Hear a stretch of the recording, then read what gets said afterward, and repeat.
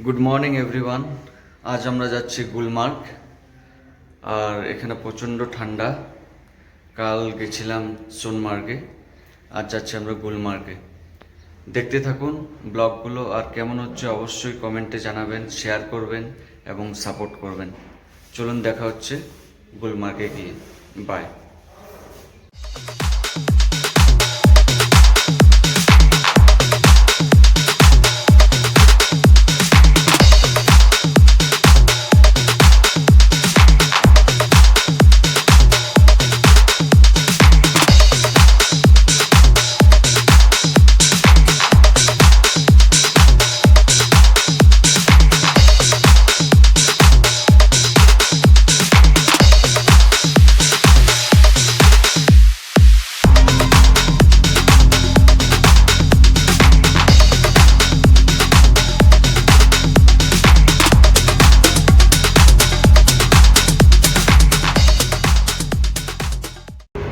Hello viewers, এখন আমরা breakfast করব। ব্রেকফাস্ট করে তারপর আমাদের ডেস্টিনেশনে যাব। এই যে ভিউটা দেখুন।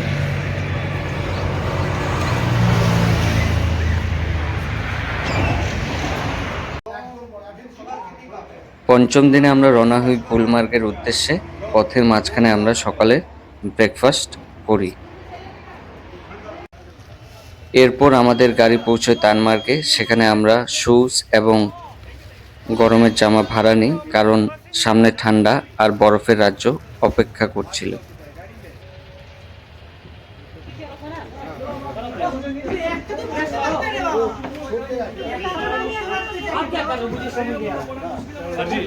হ্যালো এভরিওয়ান, এখন আমরা এসেছি ওয়াটারফলসে। আমি ভিউটা দেখাচ্ছি, দেখুন। এরপর আমরা পৌঁছই ড্রাং ঝর্ণার কাছে। ড্রাং ঝর্ণা প্রকৃতির এক অপূর্ব সৃষ্টি। বরফ গলা জল এখানে ছুটে চলছে পাথরের ভেতর দিয়ে। বরফের মাঝে দাঁড়িয়ে সেই দৃশ্য আমাদের মুগ্ধ করে দেয়।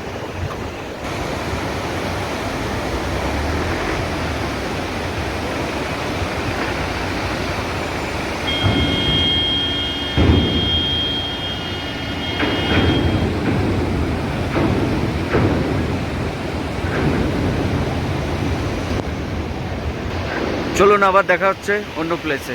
বাই। হ্যালো ডিয়ার ভিউয়ার্স, এখন আমরা এসেছি হাওয়া খাতুনে। এ দেখুন ভিউটা। হাওয়া খাতুন সম্পর্কে কিছু কথা। হাওয়া খাতুন ছিলেন কাশ্মীরের একজন বিখ্যাত সুফি কবি এবং সঙ্গীত শিল্পী। তার আসল নাম ছিল জন্না। পরবর্তীতে তিনি কাশ্মীরের সুলতান ইউসুফ শাহ চকের রানী হন। কাশ্মীরের প্রকৃতি ও প্রেমের প্রতি তার গভীর অনুভূতি তার কবিতাগুলিতে প্রকাশ পায়। আজও কাশ্মীরের মাটিতে তার স্মৃতি বেঁচে আছে।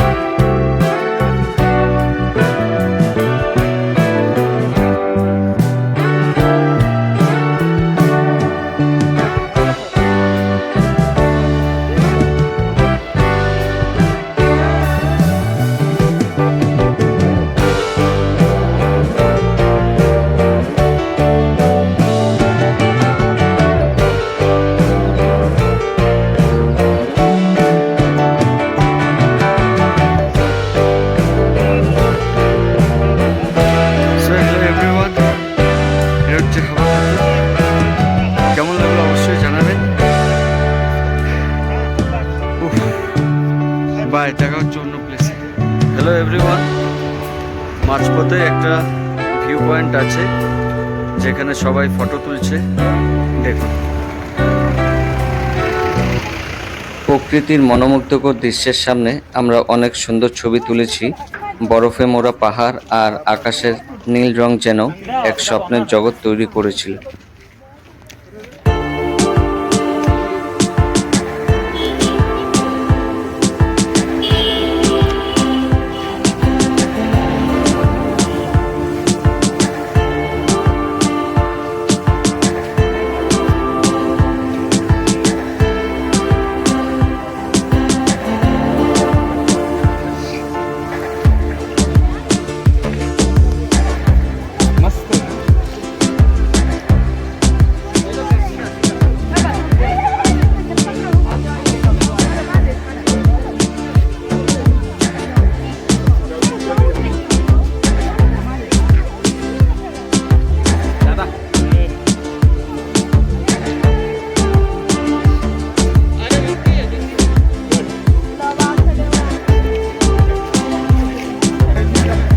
হ্যালো ভিউয়ার্স, কেমন লাগছে অবশ্যই জানাবেন।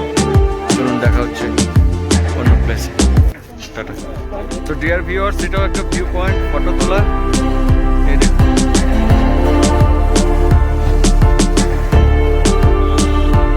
Forest view point.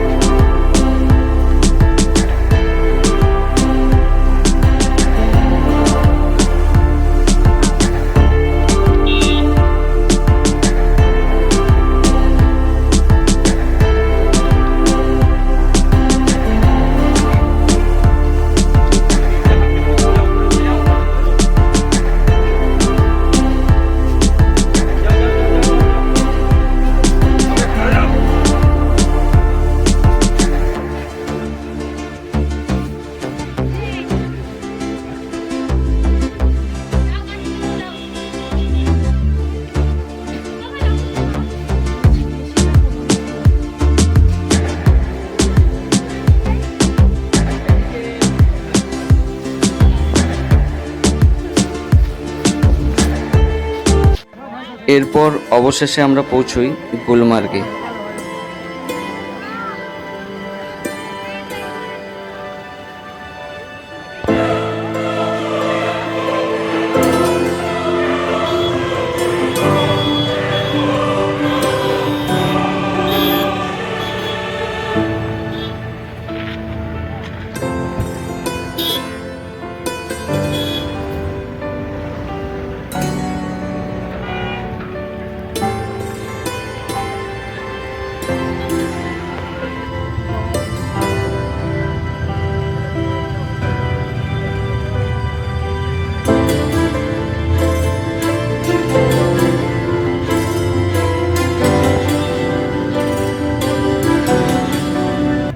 So hello everyone, আমরা পৌঁছে গেছি গুলমার্গ।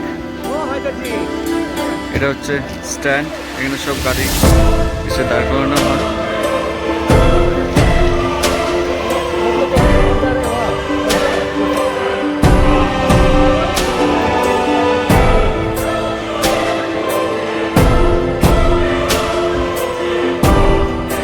এই যে মন্দির আছে, মন্দিরে দেখতে পাবেন।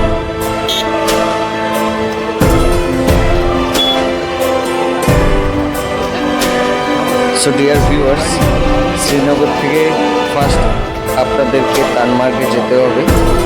ওখানে যেতে হলে 1.5 ঘন্টার মতো সময় লাগবে। তানমার্গ থেকে গাড়ি নিয়ে আপনাকে যেতে হবে গুলমার্গে। আর গুলমার্গে যাওয়ার পথে বিভিন্ন সাইট সিন আপনারা দেখে দেখে যেতে হবে।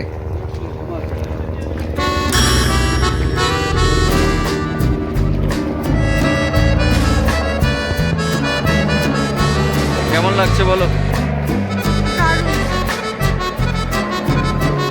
ঠান্ডা, বেশি ঠান্ডা নেই গুলমার্গ। এখানে কোনো ড্রেস লাগে না, ড্রেস যদি বলে ড্রেসের জন্য বলবেন না, নেব না। না, অ্যাকচুয়ালি এটা এসের উপর ডিপেন্ড করে, ওয়েদারের উপর ডিপেন্ড করে। এখন রোদ্দুর দেখুন, এই ড্রেসটা দরকার ছিল না আমাদের।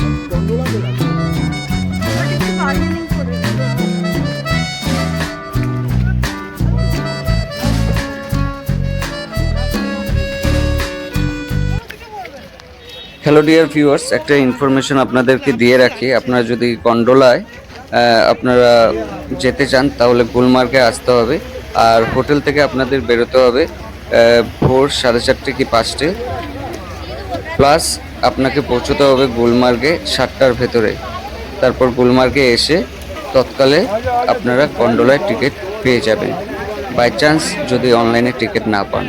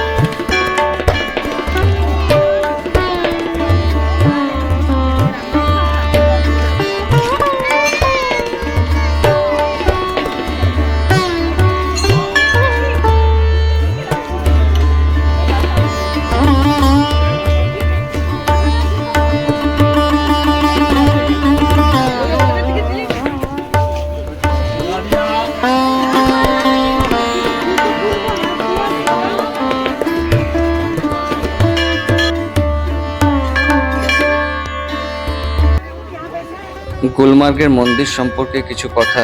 গুলমার্গ মন্দির, যাকে শ্রী মহাদেব মন্দিরও বলা হয়, এটি গুলমার্গের এক উচ্চতম স্থানে অবস্থিত। এই মন্দিরটি 1915 সালে নির্মিত হয়েছিল এবং এটি ভগবান শিবের উদ্দেশ্যে নিবেদিত।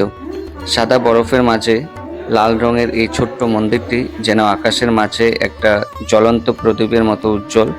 মন্দিরে প্রবেশ করে আমরা শান্তি অনুভব করি এবং চারপাশে বরফবৃত প্রাকৃতিক সৌন্দর্য মন ভরিয়ে দেয়।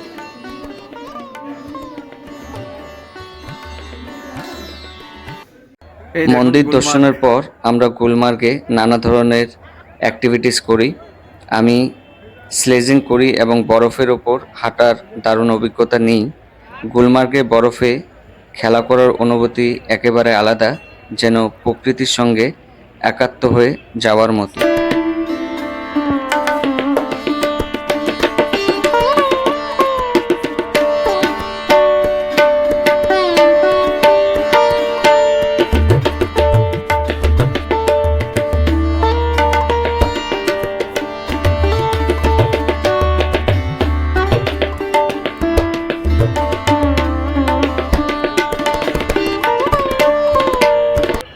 সো ডিয়ার ভিউয়ার্স, পুরো দিনটা ছিল আনন্দে, রোমাঞ্চে আর প্রকৃতির অপার সৌন্দর্যে ভরা। গুলমার্গের স্মৃতি সত্যি সারা জীবন মনে রাখার মতো।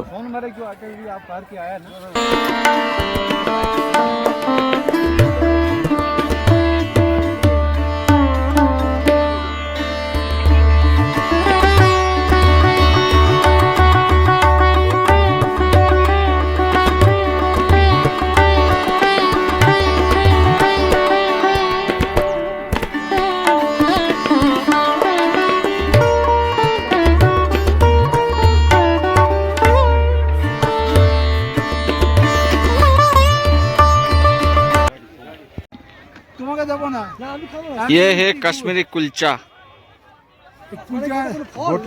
कितना करके भैया? সো ডিয়ার ভিউয়ার্স, আমি অলরেডি উঠে গেছি স্লেজ গাড়িতে এবং এখন এক্সপ্লোর করব গুলমার্গের যে ভিউগুলো। দেখতে থাকুন। আর এই গাড়িটা চড়েও ভাল লাগছিল, টেনে টেনে নিয়ে যাচ্ছে আমাকে। 200 টাকা পার পারসন, একটু বার্গেনিং করবেন, ওরা বলবে 500-700। তো যাই হোক, 200 টাকায় এই গাড়িটা চললাম।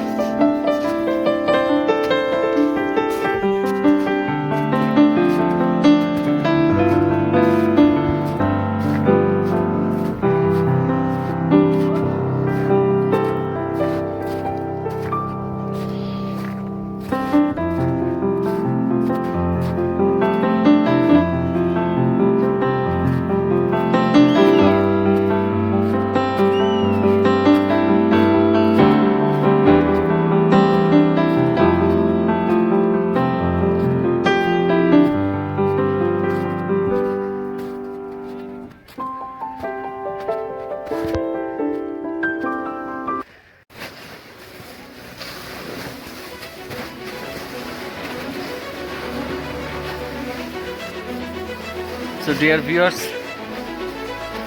গুলমার্গ আপনাদের কেমন লেগেছে অবশ্যই কমেন্ট করবেন, লাইক করবেন এবং শেয়ার করবেন এবং সাপোর্ট করবেন।